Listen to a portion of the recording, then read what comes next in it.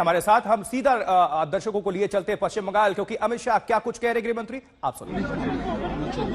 राजनीतिक रूप से हत्या कर दिया गया है। उनके परिवार का ये फरियाद है कि उनकी जघन्य हत्या हुई है। कल ही तृणमूल सरकार के 1 साल हुआ है, उसके दूसरे ही दिन बंगाल में राजनीतिक हिंसा, राजनीतिक हत्या का परंपरा फिर से शुरू किया है। पूरे बंगाल में जहां पर भी जाते हैं,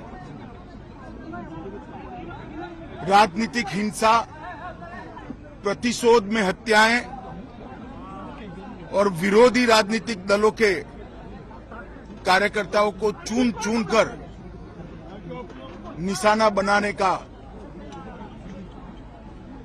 अनेक उदाहरण हमारे सामने आए हैं। भारतीय जनता पार्टी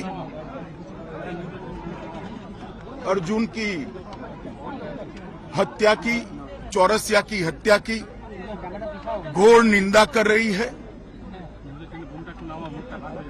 और हम भारतीय जनता पार्टी के सभी लोग न्याय की अदालत के सामने जाकर जिन्होंने भी चौरसिया का हत्या किया है, उनको इस जघन्य हत्या का कड़ी से कड़ी सजा मिले, वो सुनिश्चित करेंगे। मैं आज पूरे बंगाल की जनता को ये बताना चाहता हूं कि इसी के खिलाफ भारतीय जनता पार्टी लड़ रही है। बंगाल के अंदर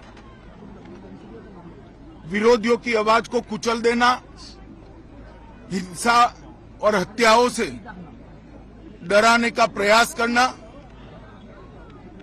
पहले कम्युनिस्ट शासन में और अब उससे बढ़ चढ़कर तृणमूल कांग्रेस के शासन में हुआ है। मैं पीड़ित परिवार से मिला हूं। पीड़ित परिवार की चौरसिया की दादी को भी नहीं बख्शा गया, उनको भी मारा गया। उनके कहने के हिसाब से जोर जबरदस्ती चौरसिया के मृतदेह को परिवार से छीना गया है।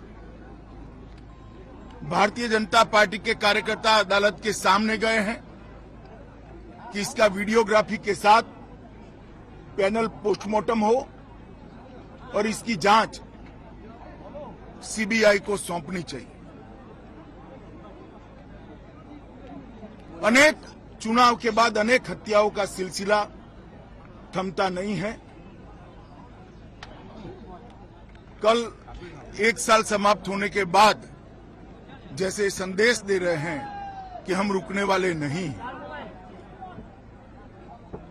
भारतीय जनता पार्टी हिंसा की राजनीति में ना विश्वास करती है, ना हिंसा की राजनीति से डरती है।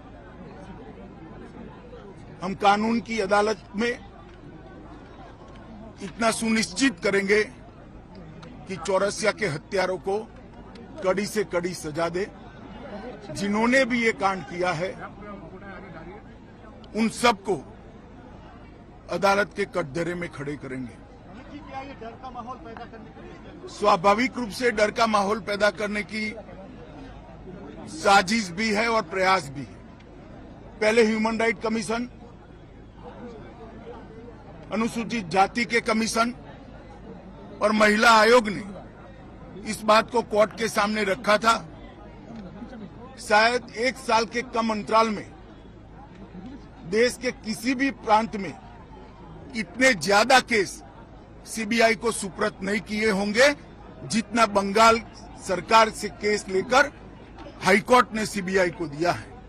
यही बताता है कि कोर्ट को यहाँ की कानून और व्यवस्था और पुलिस पर भरोसा नहीं रहा।